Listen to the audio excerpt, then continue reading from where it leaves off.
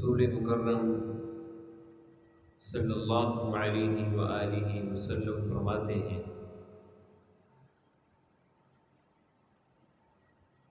بنی الاسلام علی خمس، اسلام کی عمارت 5 ستونوں کے اوپر کھڑی ہے۔ ان میں سے ایک ستون حج کا ستون ہے، جو صاحب استطاعت کے اوپر فرض ہے۔ استطاعت سے مراد مالی طاقت بھی ہے، جسمانی طاقت بھی ہے۔ رسول مکرم صلی اللہ علیہ وسلم سے سوال کیا گیا، اللہ کے پیغمبر سب سے افضل عمل کون سا ہے؟ آپ صلی اللہ علیہ وسلم نے فرمایا، الایمان باللہ ورسولہ، اللہ اور اس کے رسول کے اوپر ایمان لانا۔ قیل ثم ماذا، پھر نبی صلی اللہ علیہ وسلم سے سوال کیا گیا، اللہ کے پیغمبر اس کے بعد کون سا عمل ہے؟ آپ نے فرمایا، الجہاد فی سبیل اللہ، اللہ کے راستے میں جہاد کرنا۔ پھر نبی صلی اللہ علیہ وسلم سے سوال کیا گیا، ثم ماذا، پھر تیسرے نمبر پر کون سا عمل آتا ہے؟ رسول مکرم صلی اللہ علیہ وسلم فرماتے ہیں کہ وہ حج مبرور ہے، یعنی حج ایسا عمل ہے جو جہاد فی سبیل اللہ کے بعد سب سے فضیلت والا عمل ہے، جو ایک صاحب استطاعت کے اوپر فرض ہے۔ اس کی فضیلت کتنی ہے؟ اللہ رب العزت حدیث سے محبت کتنی کرتے ہیں؟ نبی صلی اللہ علیہ وسلم نے فرمایا کہ 2 لوگ اللہ کے خاص مہمان ہوتے ہیں، 2 گروہ اللہ کے خاص مہمان ہوتے ہیں۔ الغازی فی سبیل اللہ، ایک وہ شخص جو اللہ کے راستے میں جہاد کے لیے نکلتا ہے، والحاج والمعتمر، اور دوسرا وہ شخص جو حج یا عمرے کے لیے نکلتا ہے۔ فرمایا وفد اللہ، یہ اللہ کے خاص وفد ہیں، یہ اللہ کے خاص مہمان ہیں۔ دعاہم فاجابوہ، اللہ کے پیغمبر فرماتے ہیں اس راستے میں نکلنے والا، جہاد کے لیے نکلنے والا یا حج کے لیے جانے والا یا عمرے کے لیے جانے والا، اس نے احرام پہنا ہوا ہے، احرام کی حالت کے اندر یہ سفر حج پر روانہ ہوا ہے۔ فرمایا دعاہم فاجابوہ، جب یہ اللہ رب العزت سے کسی بھی چیز کے بارے میں اللہ کو پکارتا ہے، اللہ اس کی پکار کا جواب دیتا ہے۔ وسألوہ، اور جب یہ کسی چیز کے بارے میں اللہ سے سوال کرتا ہے، فأعطاہم، نبی صلی اللہ علیہ وسلم فرماتے ہیں ان دونوں گروہوں کو اللہ رب العزت ضرور وہ چیز عطا کرتا ہے۔ یہ اللہ کے خاص مہمان ہیں، اللہ کے خاص بندے ہیں۔ رسول اللہ صلی اللہ علیہ وسلم، آپ صلی اللہ علیہ وسلم نے اس کی فضیلت کو بیان کرتے ہوئے فرمایا، ہم تو کہتے ہیں نا کہ جی مال پیسہ آئے گا تو پھر حج کریں گے یا عمرہ کریں گے، لیکن نبی صلی اللہ علیہ وسلم فرماتے ہیں جو شخص چاہتا ہے کہ اللہ میرے مال کے اندر اضافہ کر دے، میرے مال کے اندر فراوانیاں کر دے، آپ نے فرمایا ادیم الحج والمعتمر، کہ تم حج اور عمرے کو بار بار کرو۔ اس سے کیا ہوگا؟ نبی صلی اللہ علیہ وسلم فرماتے ہیں اللہ تمہارے فقر کو دور کر دے، تمہاری فقیری کو مٹا دے گا، اور دوسرا اللہ تمہارے گناہوں کو اس طرح ختم کر دے گا، تمہیں گناہوں سے اس طرح پاک کر دے گا جس طرح لوہے کو بھٹی کے اندر ڈالا جاتا ہے، اس کے اندر سے میل کچیل جو ہوتی ہے وہ ختم ہو جاتی ہے۔ ایسے ہی اللہ کے راستے میں حج کرنے والا یا عمرہ کرنے والا، اللہ رب العزت اس کو گناہوں سے اسی طرح پاک کر دیتا ہے۔ یہ فضیلت ہے اس شخص کہ جو حج کا احرام باندھتا ہے، حج کا ارادہ کرتا ہے یا عمرے کا ارادہ کرتا ہے۔ اور اسی طرح ایک حدیث کے اندر نبی صلی اللہ علیہ وسلم فرماتے ہیں من خرج حاج، جو شخص حج کے لیے نکلا ہے، فماتا، پس اب اسی حالت کے اندر، احرام کی حالت کے اندر اس کو موت آ گئی، احرام کی حالت میں، نبی صلی اللہ علیہ وسلم نے فرمایا اللہ اس کے لیے قیامت تک کے لیے حج کا اجر لکھ دیتے ہیں۔ اب قیامت پتہ نہیں کب قائم ہو، کہ ایک شخص احرام کی حالت میں فوت ہوا ہے، حج کی حالت کے اندر، یہ حج کرنے کے لیے نکلا تھا، نبی صلی اللہ علیہ وسلم فرماتے ہیں اللہ اس کے لیے قیامت تک کے لیے حج لکھ دیتے ہیں۔ اور اسی طرح نبی صلی اللہ علیہ وسلم فرماتے ہیں ومن خرج معتمرا، جو شخص عمرے کے لیے نکلا پھر اسی حالت کے اندر اس کو موت آ گئی، اس کے لیے بھی اللہ رب العزت قیامت تک اس کے لیے عمرہ لکھ دیتا ہے کہ یہ عمرے کی حالت میں ہے، قیامت تک یہ عمرہ ہی کرتا چلا جا رہا ہے۔ رسول اللہ صلی اللہ علیہ وسلم، عبداللہ بن عباس بیان کرتے ہیں ہم نبی صلی اللہ علیہ وسلم کے ساتھ تھے حج کے سفر کے اندر، ایک شخص اللہ کے پیغمبر علیہ السلام کے پاس آیا، وہ اپنی سواری کو پیچھے لے کر گیا، اس نے اپنی سواری کو موڑا اور اپنی سواری سے نیچے گرا اور اس کی گردن ٹوٹ گئی اور اسی حالت میں وہ فوت ہو گئے۔ نبی صلی اللہ علیہ وسلم نے فرمایا اس کو اسی حالت میں دفن کرو، انہی دو چادروں کے اندر، اس کے سر بھی ننگا رکھنا، یہ جیسے احرام کی حالت میں تھا اس کو اسی طرح دفن کرنا ہے۔ قیامت والے دن یہ اسی طرح لبیک اللہم لبیک کی صدائیں بلند کرتا ہوا ہوتے ہیں۔ یہ اس شخص کی فضیلت ہے جو حج کے لیے نکلتا ہے۔ اور اسی طرح نبی صلی اللہ علیہ وسلم ایک حدیث کے اندر بیان کرتے ہیں من حج للہ فلم یرفث ولم یفسق، جو شخص اللہ کے لیے حج کے لیے نکلتا ہے، اللہ کی رضا کے لیے نکلتا ہے، اس کے اندر کوئی لغو حرکت نہیں کرتا ہے، عین اسلام کے مطابق جیسے اللہ رب العزت نے حج کی فضیلت بیان کی ہے، حج کے جو ارکان مقرر کیے ہیں، جن چیزوں کی پابندیاں لگائی ہیں، جن چیزوں سے منع کیا ہے ان سے رک جاتا ہے، کوئی لغو حرکت نہیں کرتا، فسق و فجور نہیں کرتا، گناہ نہیں کرتا۔ نبی صلی اللہ علیہ وسلم فرماتے ہیں رجع کیوم ولدتہ امہ، یہ ایسی حالت کے اندر اپنے گھر کے اندر لوٹے گا جیسے آج ہی اس کی ماں نے اس کو پیدا کیا، اس کے اوپر کوئی گناہ نہیں، اس کے سارے گناہوں کو اللہ رب العزت معاف کر دے۔ اور ایک حدیث کے اندر نبی صلی اللہ علیہ وسلم فرماتے ہیں حج مبرور لیس لہ جزاء الا الجنہ، حج مبرور کی جزا جنت کے علاوہ کچھ، اور جس کو جنت مل گئی اس کے لیے کتنی فضیلت ہے، جس کو اللہ رب العزت نے جنت نصیب کر دی۔ اس لیے جس شخص کے اوپر حج فرض ہے اس کو جلدی کرنی چاہیے، جلدی اس فریضے کو ادا کرنا چاہیے۔ نبی صلی اللہ علیہ وسلم نے ایک حدیث کے اندر گھر سے نکلنے تک جو واپس جب تک حاجی نہیں آ جاتا، حج مقرر نہیں کر، حج مکمل نہیں کر لیتا، اس کے لیے جیسے جیسے اللہ رب العزت نے اجر لکھا ہے نبی صلی اللہ علیہ وسلم نے اس کو بیان کیا۔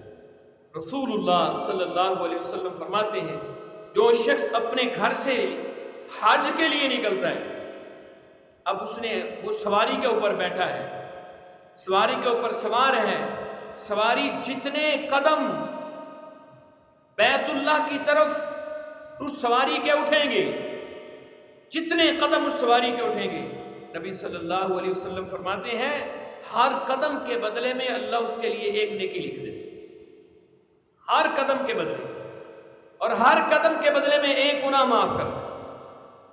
اور جب یہ حاجی وقوف عرفہ کرتا ہے میدان عرفات کے اندر رات کے وقت، تو اللہ رب العزت ہر رات کو آسمان دنیا پر آتا ہے۔ لیکن یہ لوگ جو اللہ کے گھر کے لیے نکلے ہیں احرام باندھ کے لبیک اللہم لبیک کی صدائیں بلند کرتے ہوئے، ایک اللہ کی توحید کی آوازوں کو بلند کرتے ہوئے، نبی صلی اللہ علیہ وسلم فرماتے ہیں جب یہ اپنے گھر سے نکلتے ہیں میدان عرفات کے اندر جمع ہیں، اللہ رب العزت اپنا عرش چھوڑ دیتے ہیں۔ پہلا آسمان، دوسرا، تیسرا، چوتھا، پانچواں، چھٹا، اللہ رب العزت آسمان دنیا پر آ جاتے ہیں، آسمان دنیا پر آ جاتے ہیں، اور اللہ رب العزت فرشتوں کو مخاطب کر کے فرماتے ہیں ہؤلاء عبادی، یہ وہ میرے بندے ہیں جو گرد و غبار کے اندر اٹے ہوئے، ان کے جسموں کے اوپر گرد و غبار ہے، مٹی ہے، لیکن میں اس مٹی کو بھی ضائع نہیں کروں گا، اس مٹی کو بھی ضائع نہیں کروں گا۔ فرمایا ان کے جسموں کے اوپر پڑی ہوئی مٹی کے برابر اللہ ان کے لیے اجر لکھ دیتا ہے، نیکیوں کے انبار ہیں۔ یا فرمایا پھر بارش کے قطرات کے برابر، یا پھر اللہ رب العزت نے دنیا کے اندر جتنے دن پیدا کیے ہیں ہر دن کے بدلے میں ان کے لیے ایک نیکی لکھ دیا، ہر دن کے بدلے۔ اور رسول اللہ صلی اللہ علیہ وسلم فرماتے ہیں فرشتوں کو اللہ رب العزت فرماتے ہیں یہ میری جنت کا سوال کرتے ہیں، وَيَخَافُونَ عَذَابِي، اور یہ میرے عذاب سے ڈر رہے ہیں، مجھے پکار رہے ہیں، حالانکہ انہوں نے مجھے دیکھا نہیں ہے، میری جنت کو نہیں دیکھا، میری جہنم کو نہیں دیکھا، اور اگر یہ جنت اور جہنم کو دیکھ لیتے، فرمایا پھر ان کی تڑپ، ان کی محنت، ان کی لگن، اللہ فرماتے ہیں اور بڑھ جاتی۔ اور پھر فرمایا جب یہ حج کر کے فارغ ہو جاتا ہے، حج کر کے فارغ ہو جاتا ہے، تو نبی صلی اللہ علیہ وسلم فرماتے ہیں جب یہ حلق کرواتا ہے، اپنے سر کو منڈواتا ہے، اللہ اس کے ایک ایک بال کے بدلے میں اس کو اجر عطا کرتا ہے۔ اس کے سر کے اوپر کتنے بال ہیں گنتی نہیں ہو سکتی، جس طرح اس کے سر کے اوپر لا تعداد بال ہیں، اللہ رب العزت اس کے نامہ اعمال کے اندر اسی طرح لا تعداد نیکیاں لکھ دیتے، لا تعداد۔ اور جو یہ قربانی کا جانور لے کے گیا ہے، جس کو اس نے اللہ کے راستے میں وہاں پر ذبح کیا ہے، اللہ اس جانور کے جسم کے اوپر جتنے بال تھے ہر بال کے بدلے میں اس کو ایک نیکی عطا کرتا ہے، ہر بال کے بدلے۔ اور فرمایا نبی صلی اللہ علیہ وسلم نے کہ جب یہ طواف وداع کر کے نکلتا ہے، حج کر کے فارغ ہو جاتے ہیں، نبی صلی اللہ علیہ وسلم فرماتے ہیں اللہ اس حاجی کے لیے، ہر حاجی کے لیے ایک فرشتہ مقرر کرتا ہے، ہر حاجی کے لیے ایک فرشتہ مقرر کرتا ہے جو اس حاجی کے کندھے کے اوپر ہاتھ رکھ کے کہتا ہے اللہ نے تیرے پچھلے سارے گناہوں کو معاف کر دیا ہے، آئندہ والی زندگی احتیاط کے ساتھ۔ یہ فضیلت ہے، یہ فضیلت ہے، اس لیے اس عمل کے اندر جلدی کرنی چاہیے۔ ہمارا المیہ پتہ کیا ہے ہمارے ملک کا؟ جو لوگ جانتے ہیں وہ میری بات کو سمجھیں گے کہ وہاں پر جتنے بوڑھے لوگ ہوتے ہیں نا وہ پاکستانی ہوتے ہیں۔ حج اور عمرہ سب سے مشکل عبادت ہے۔ ساڈا بابا جدو کسے کام جوگا نہیں نہ رہ جاندہ ادو اسی آنے جا آپ حج کر رہے ہو، جاؤ ابا جی عمرہ کر رہے ہو، وہاں پھر وہ دھکے کھاتا ہے۔ ہر ملک کے وہاں پر نوجوان ہوتے ہیں سوائے پاکستانیوں، پاکستانیوں کی نوجوانوں کی تعداد بہت کم ہے۔ ہماری سب سے زیادہ ترجیح دنیا ہے، اور اسی بال بیا لئیے جی، ہون اسی مکان بنا لئیے جی، ہون اسی جائیداد بنا لئیے جی، بالا نویلیاں کر لئیے جی، الگ الگ کر لئیے، اور کسی کام جوگا نہیں رہ گیا۔ اب یہ نماز بھی بیٹھ کے پڑھتا ہے، ہم بھیج دیتے ہیں جاؤ جی عمرہ کرو، جاؤ جی حج کرو۔ یہ نماز بھی کھڑے ہو کے نہیں پڑھ سکتا، ہم اس کو حج کے لیے بھیج رہے ہیں۔ اس لیے یہ جوانی کی عبادت ہے، پہلے حج ہے۔ اگر آپ صاحب استطاعت ہیں، مسئلے کو سمجھے، صاحب استطاعت ہیں، آپ کے پاس مال بھی ہے، طاقت بھی ہے، اس کے باوجود آپ حج نہیں کرتے، اسی حالت میں آپ کی موت آ جاتی ہے، آپ اللہ کے ہاں مجرم۔ اس لیے یہ کوئی ایسا عمل نہیں ہے جو صاحب استطاعت کے لیے ایسا عمل نہیں ہے کہ نہ بھی کرو تو گزارا ہو جائے۔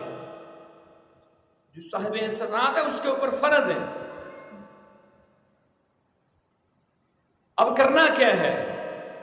ایک تو یہ کام کرنے ہیں صاحب استطاعت کے لیے، جو حج کی طاقت رکھتا ہے وہ حج کرنے میں جلدی کرے۔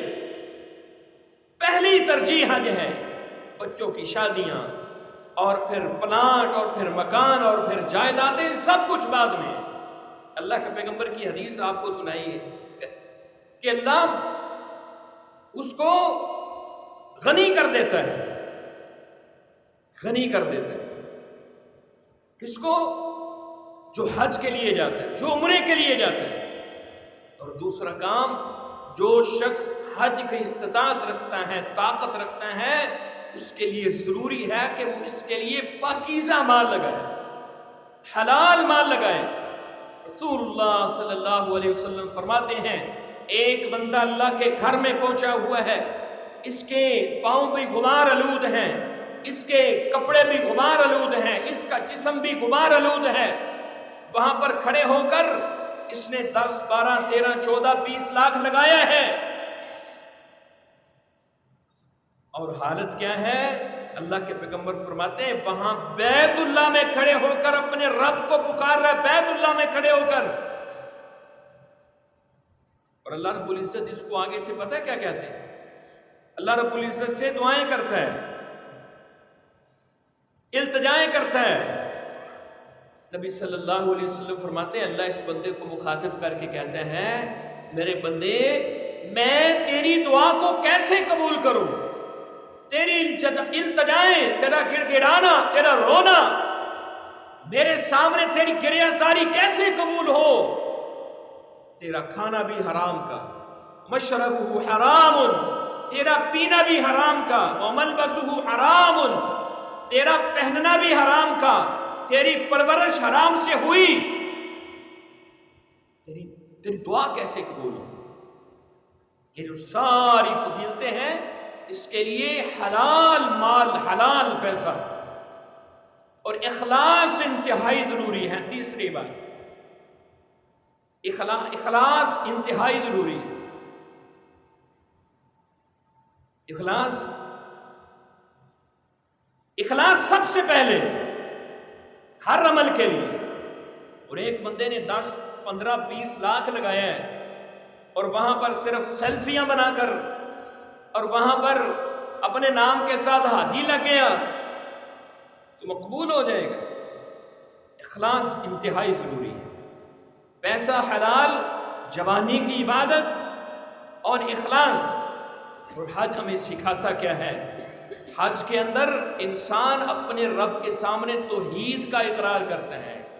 اگر اس کے دل کے اس کا عقیدہ خالص نہیں ہے، لا شریک لک لبیک، وہاں پر یہ آوازیں بلند کرتا رہا ہے، یا اللہ میں حاضر ہوں، تیرے علاوہ کوئی تیرا شریک نہیں ہے، تو اکیلا تنہا مجھے اولادیں دینے والا، میری بگڑیاں بنانے والا، مجھے رزق دینے والا، میرے نفع نقصان کا مالک، تو ہی مختار کل ہے، تیرے علاوہ کسی کے پاس کوئی اختیار نہیں ہے۔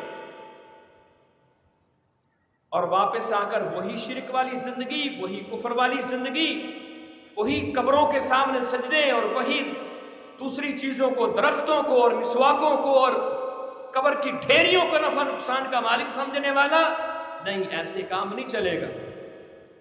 توحید خالص ہو، حج کرنے والے کی توحید خالص۔ ان الفاظ کو سمجھے، یہ کوئی رٹے رٹائے الفاظ نہیں ہیں کہ یا اللہ میں تیرے پاس حاضر ہو گیا ہوں اور زبان سے کہہ بھی رہے لیکن یہ الفاظ دل میں نہیں اتر رہے۔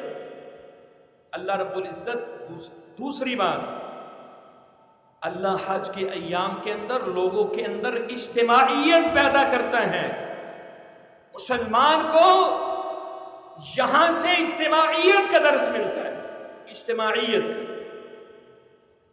اور یہ صرف حج نہیں ہے، ہر عبادت کو آپ دیکھ لیں، اللہ رب العزت نے مسلمان کو اجتماعیت سکھائی ہے۔ ہر عمل کے اندر آپ نماز کو دیکھ لیں، ایک ہی وقت کے اندر رکوع، سجدے، قیام۔ آپ روزے کو دیکھ لیں، ایک ہی وقت کے اندر کھانا اور افطاری کے وقت ایک ہی وقت کے اندر کھانا، سحری کا وقت بھی، افطاری کے وقت۔ کوئی بھی عمل آپ دیکھ لیں جس کو اللہ رب العزت نے مسلمانوں کے اوپر فرض کیا ہے، مسلمانوں کے اوپر فرض کیا ہے، اس کے اندر اللہ رب العزت اجتماعیت دیکھتے ہیں، اجتماعیت دیکھتے ہیں۔ اور اجتماعیت نہیں ہے، دل دور ہے تو پھر چاہے شلوار نصف پنڈلی پہ ہو، دل قریب نہیں ہے، دلوں کے اندر حسد، بغض، عداوتیں، دشمنیاں، پھر چاہے اس کی آمین سے مسجد کیا سارا محلہ بھی گونج جائے، اس کی عبادت کسی کام کی نہیں، عبادت کسی کام کی نہیں ہے۔ رسول اللہ صلی اللہ علیہ وسلم فرماتے ہیں ہر سوموار کو اور جمعرات کو، ہر جمعرات کو اللہ رب العزت لوگوں کو جہنم سے آزاد کرتا ہے، سوائے دو قسم کے لوگوں، ایک وہ شخص جس نے اللہ کے ساتھ شرک کیا ہے، شرک کرنے والے کی بخشش نہیں ہوتی، اور دوسرا وہ دو مسلمان جن کی آپس کے اندر لڑائی ہے دنیاوی غرض سے، اللہ رب العزت فرشتوں کو کہتے ہیں اس کو چھوڑ دو اسی حالت میں، جب تک یہ آپس میں صلح نہیں نہ کر لیتے اس وقت تک ان کو اسی حالت میں چھوڑ۔ یہ تو نماز ہے، پھر حج تو بہت بڑا عمل ہے، حج تو بہت بڑا عمل ہے۔ اور آخری بات، حج ہمیں یہ درس دیتا ہے آپ اللہ کے لیے جو بھی قربانی دے گا اللہ رب العزت آپ کو ضائع نہیں کرے گا۔ حج کے اندر 80% ابراہیم علیہ السلام کی دی ہوئی قربانیوں کا تذکرہ ہے۔ بیت اللہ کس نے بنایا ہے؟ ابراہیم اسماعیل علیہ السلام۔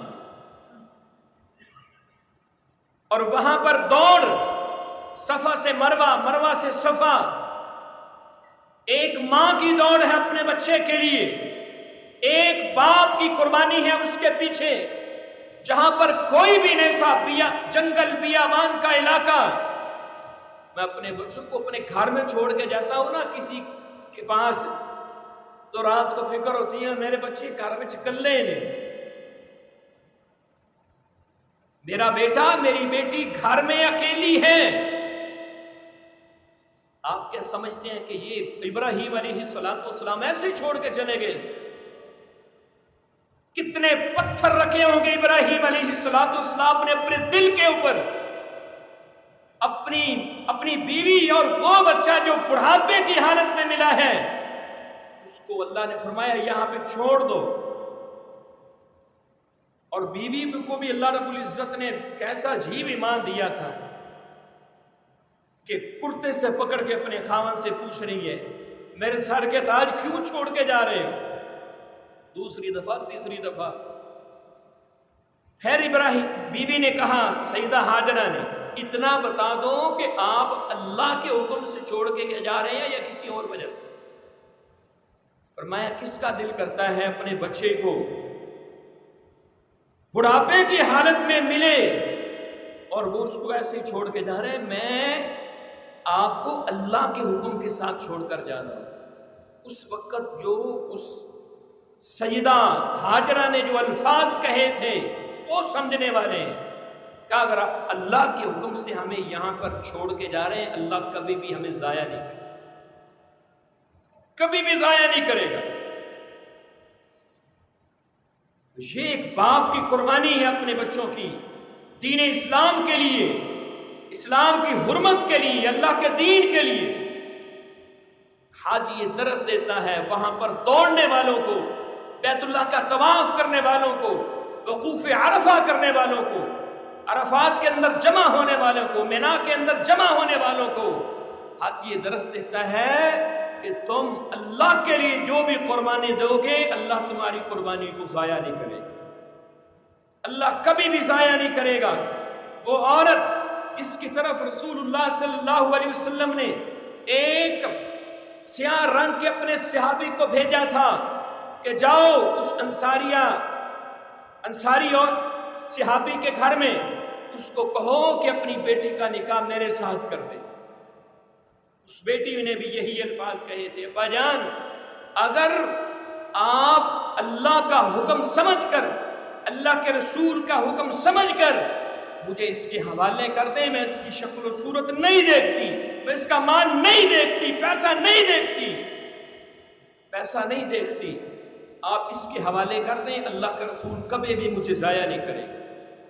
پھر چشمے وہ فلک نے وہ منظر بھی دیکھا کہ رسول اللہ صلی اللہ علیہ وسلم کا یہ صحابی میدان جہاد کے اندر شہید ہوا ہے، اللہ کے پیغمبر نے اس صحابی کو اپنے ہاتھوں پہ اٹھایا ہوا ہے، اور آپ فرما رہے ہیں جلیبیب مجھ سے ہے اور میں اس سے ہوں، اور صحابی کہہ رہے تھے کاش اس وقت اللہ کے پیغمبر کے ہاتھوں کے اوپر ہماری لاش ہوتی، اللہ کے پیغمبر یہ بات ہمارے بارے میں کہہ رہے ہوتے۔ اللہ کبھی بھی قربانیوں کو ضائع نہیں کرتا۔ ابراہیم علیہ السلام کی یاد حج جو ہے، جو عمرہ جو ہے، یہی درس دیتا ہے۔ اس لیے یہ بڑی فضیلت والا عمل ہے، جو صاحب استطاعت ہے اس کو اس کے اندر جلدی کرنی چاہیے۔ اللہ رب العزت ہم سب کو یہ سعادتیں بار بار نصیب فرمائے، اللہ اپنے گھر کی زیارتیں ہم سب کو بار بار نصیب فرمائے، حج اور عمرے کی سعادتیں اللہ ہم سب کو بار بار نصیب فرمائے۔ وآخر دعوانا